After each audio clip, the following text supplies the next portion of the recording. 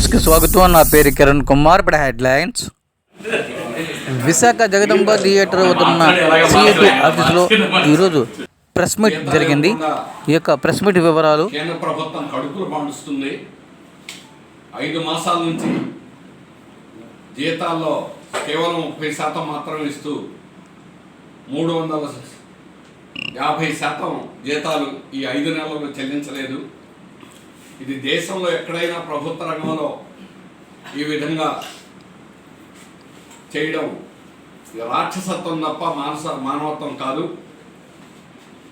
ఈరోజు ఉద్యోగులే కాదు, వాళ్ళ బిడ్డలు స్కూల్కి వెళ్ళేటువంటి వాళ్ళు ఏం చేశారు, కాలేజీలకు వెళ్ళేటువంటి బస్సులు ఆపేశారు, విద్యుత్ ఛార్జీలు 16 రెట్లు పెంచారు,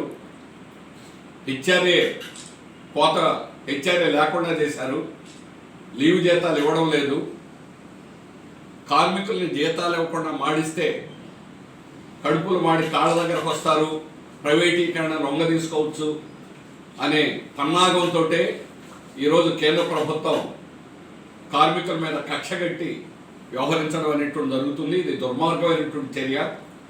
11,440 కోట్లు ఇచ్చామని చెప్తున్నారు. అందులో విఆర్ఎస్ ఇవ్వడానికి 506 కోట్లు కేటాయించారు. కానీ జీతాలు ఇవ్వడానికి 500 కోట్లు ఎందుకు కేటాయించరు? ప్రావిడెంట్ ఫండ్ మా డబ్బులు, కార్మికుల డబ్బులు అవి. లోన్ పెట్టుకోవడానికి లేదు, పిల్లలకు చదువుకి డబ్బులు కట్టడానికి లేదు, పెళ్ళిళ్ళు చేయడానికి లేదు.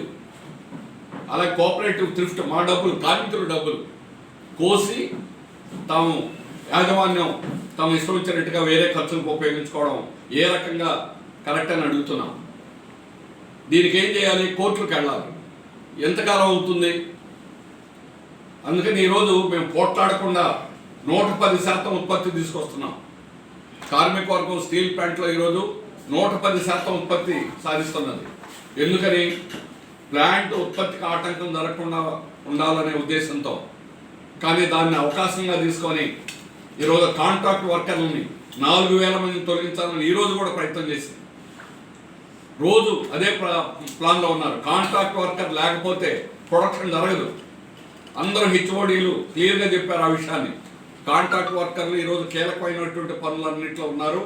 పర్మనెంట్ కార్మికులు గత 5 ఏళ్ల నుంచి 6 ఏళ్ల నుంచి రిటైర్ అయినటువంటి వాళ్ళ ప్లేస్లో పనిచేసేది ప్రధానమైన ఆపరేషన్ పనుల్లో కూడా కాంట్రాక్ట్ వర్కర్లు ఉన్నారు. కోకో అండ్ టాప్ మీద 40 డిగ్రీల వేడిలో నిరంతరం పనిచేస్తుంటారు.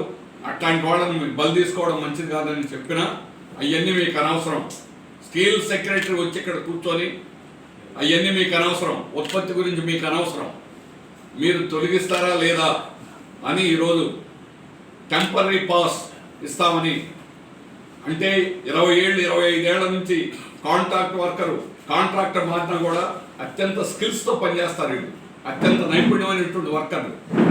అటువంటి వాళ్ళందరినీ కూడా ఈరోజు తొలగించాలని అంటే కార్మికులందరినీ ఇప్పుడు ఉన్న వాళ్ళందరినీ తీసేయాలి.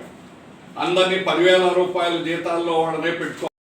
లేదా ఇంజనీర్లు, ఎంప్లాయ్ అనేవాళ్ళు యూనియనైజేషన్లో ఉండేవాళ్ళు